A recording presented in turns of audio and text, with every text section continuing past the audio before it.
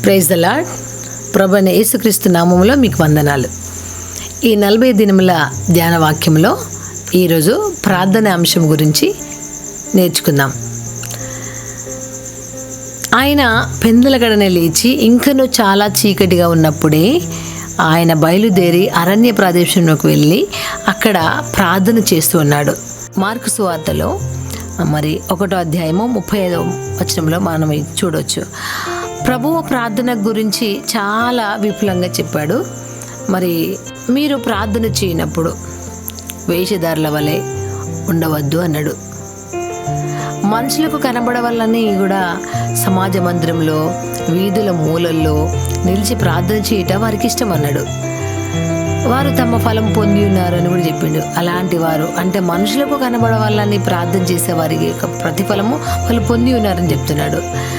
గనుక నీవు ప్రార్థన చేయనప్పుడు నీ గదిలోనికి వెళ్ళి నీవు రహస్యమందు చూస్తున్న నీ తండ్రికి ప్రార్థన చేయము. అప్పుడు రహస్యమందు చూస్తున్న తండ్రి నీకు ప్రతిఫలం ఇచ్చినని. ప్రార్థన చేయనప్పుడు అన్ని జనుల వల్లే మీరు వ్యర్థమైన మాటలు పలకొద్దని కూడా చెప్పిండు. మీరు మీ తండ్రిని అడగక మునిపే మీకు అక్కరగా ఉన్నవి ఏమిటో ఆయనకు తెలియను. గనుక మనం ప్రార్థన చేసే విధానమును పరలోక ప్రార్థనలో ప్రభు మనకు నేర్పించి ఉన్నాడు.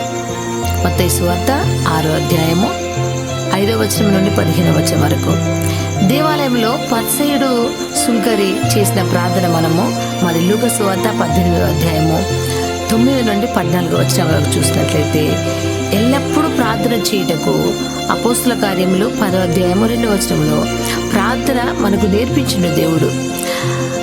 యేసు ప్రభుల వారు ప్రార్థనను ఒక అభ్యాసముగా చేసుకొని ప్రతిదినం కూడా ప్రార్థనలో గడిపేవారు. యేసు ప్రభు అప్పగింపబడుటకు ముందు రోజున కూడా యెరూషలేం దగ్గరలోని గెత్సెమనే తోటలో యేసు ప్రభుల వారు తన శిష్యులను తీసుకొని ప్రార్థించి, నా చిత్తం కాదు నీ చిత్తమే సిద్ధించునుగాక అని తండ్రిని వేడుకున్నాడు. మనం కూడా ప్రార్థించే విధానంలో ఈ విధమైన ప్రార్థన మనకు ఉంటుందా? నీ చిత్తమే ప్రభువా, నీ చిత్తమే జరుగునుగాక అని మనం అంటున్నామా? జాన్ బన్నెన్ గారు ఒక మాట చెప్పిండు. ఏంటిదంటే, ప్రార్థన పాపం చేయకుండా ఆపుతుంది, అట్లాగే పాపము ప్రార్థన చేయకుండా ఆపుతుందని జాన్ బన్నెన్ గారు చెప్తున్నారు. కనుక దేవుని బిడ్డలారా, మనము ప్రార్థన చేయడంలో విసుగుగా ఉండుముగాక. Praise the lord.